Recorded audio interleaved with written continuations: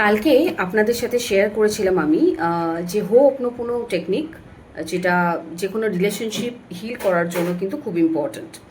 যখন আমি কালকের আমার ভিডিওতে দেখিয়েছিলাম যে কিভাবে পাস্ট লাইফ রিগ্রেশন করতে হয়, তার জন্য একটা টেকনিক আছে বা মন্ত্রাজ আছে, যেটা চ্যান্ট করলে আপনি কিন্তু পাস্ট লাইফ রিগ্রেশনটাও হিল করতে পারবেন, তার সাথে সাথে প্রেজেন্ট লাইফ রিগ্রেশনটাও কিন্তু আপনি হিল করতে পারবেন।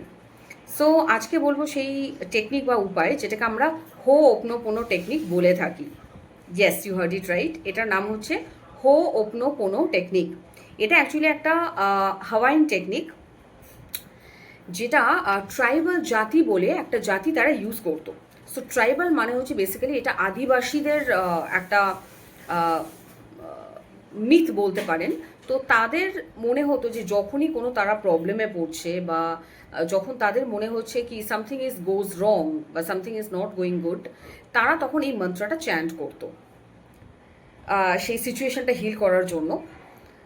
সেই মন্ত্রটা আমি স্ক্রিনে দিয়ে দেবো। সেটার 4টে স্টেটমেন্ট আছে হো'ওপনোপোনো প্রসেসের। সেটা হচ্ছে I am sorry, please forgive me, thank you, I love you. I am sorry, please forgive me, thank you, I love you. তো এখন প্রশ্ন হচ্ছে আপনি কাকে বলবেন আই অ্যাম সরি? নিজেকে বলবেন নাকি সিচুয়েশনটাকে বলবেন? ধরুন আপনার মায়ের সাথে আপনার ঝগড়া লাগছে বা আপনার হাজব্যান্ডের সাথে আপনার ঝগড়া হচ্ছে, প্রচণ্ড বাড়িতে অশান্তি হচ্ছে।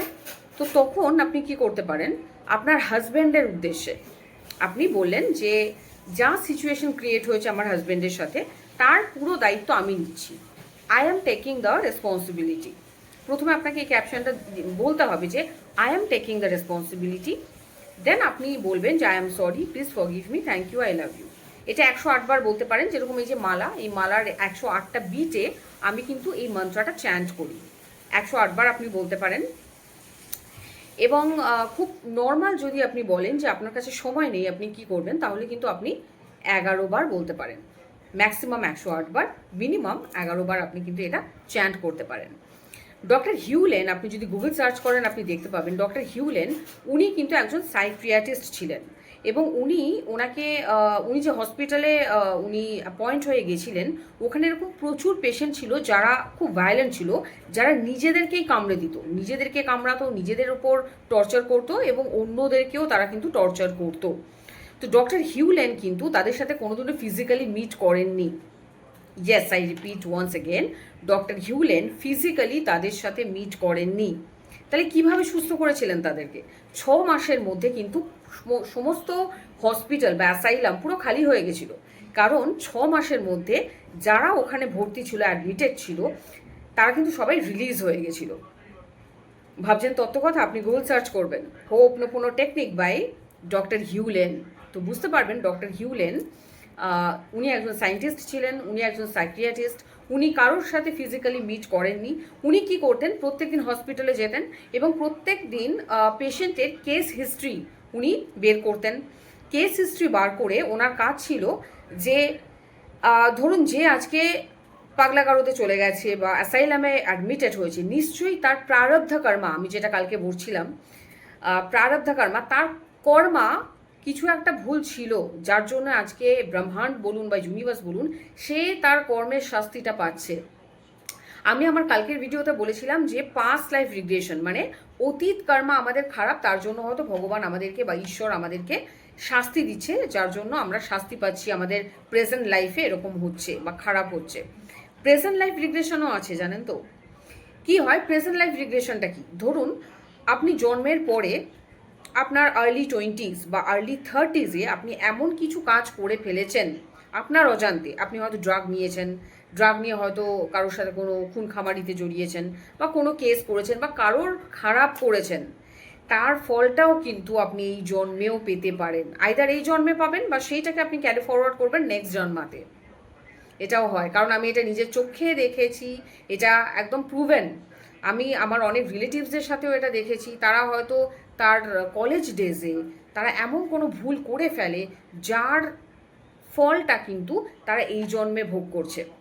আমার বাবা মারা যাওয়ার আগে আমাকে বলে গেছিল যে এই জন্মের পাপ অনেকে এই জন্মে ভোগ করে এবং যারা পারে না তারা সেটাকে ক্যারি ফরওয়ার্ড করে নেক্সট জন্মে।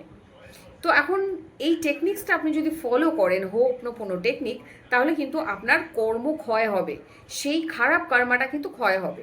এই কর্মা যেমন আপনি এই যে টেকনিকটা হোপনোপোনো টেকনিক, এটা যেমন আপনি অন্যের জন্য করতে পারেন, এটা নিজের জন্য করতে পারেন। ধরুন আপনার সাথে খারাপ কিছু হচ্ছে, বা যেরকম কালকে আমি বলেছিলাম যে প্যাটার্ন রিপিটেশন, বারবার টক্সিক পার্টনারকে আপনি আকর্ষণ করছেন, খারাপ কাজ আকর্ষণ করছেন, বা আপনি বারবার অসুস্থ থাকছেন, আপনি নিজের ওপরেও প্রয়োগ করতে পারেন। ধরুন আমার নাম রুমকি ভট্টাচার্যা, রাইট? তো আমি যদি এটা নিজের ওপর প্রয়োগ করতে চাই, আমি কি বলবো? আমি এইভাবে বলবো, I take 100% responsibility about myself. আমার সাথে যা হচ্ছে অ্যাবাউট মাইসেলফ, আমি আমাকে নিয়ে 100% রেসপন্সিবল। ডিয়ার রুমকি, এইভাবে বুকের মধ্যে হাত দেবেন এইভাবে, dear Rumki, I am sorry, please forgive me, thank you, I love you.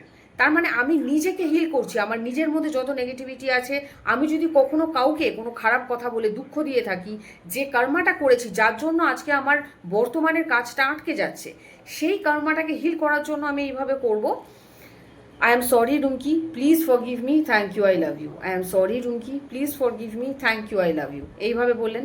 আপনি ধরুন কোনো কাজ খুঁজছেন, ভালো জব পাচ্ছেন না, গভর্নমেন্ট জব পাচ্ছেন না, কিভাবে বলবেন? I take 100% responsibility about the job which I am not getting. Dear my job, I am sorry. Please forgive me. Thank you. I love you. আপনি সেই জবের উদ্দেশ্যে হিল করছেন, সেই কাজটাকে হিল করছেন যাতে সেই কাজটা আপনার কাছে আসে। সেরকম মানি অ্যাফার্মেশন নিয়েও অনেক কিছু আছে। ধরুন আপনি অফিসে বসের কাছে আপনি জানেন যে একদিন আপনি ঝাড় খাবেন। এটা আমি আমার এক্সপিরিয়েন্স থেকে বলছি, বিকজ একদিন আমি অফিসে যাচ্ছিলাম, আমার তো সেক্টর 5-এ অফিস। আমি একদিন মেট্রোতে বসে আছি, আমি জানি সেদিনকে আমার ঝাড় খাওয়ার দিন। টু বি অনেস্ট, আমি অন লাইভ বলছি, কারণ কিছু একটা মিস্টেক হয়েছিল। ডেফিনেটলি আমরা মানুষ, আমাদের তো মিস্টেক হতেই পারে। সো আমি মেট্রোতে বসে, আমি সেক্টর 5-এ নামবো, আমি অফিসে যাওয়ার সময় মেট্রোতে বসে বসে আমি চ্যান্ট করছি, কার উদ্দেশ্যে? আমার বসের উদ্দেশ্যে। এটা কিন্তু খুব মজাদার একটা জিনিস। আমি কি বললাম?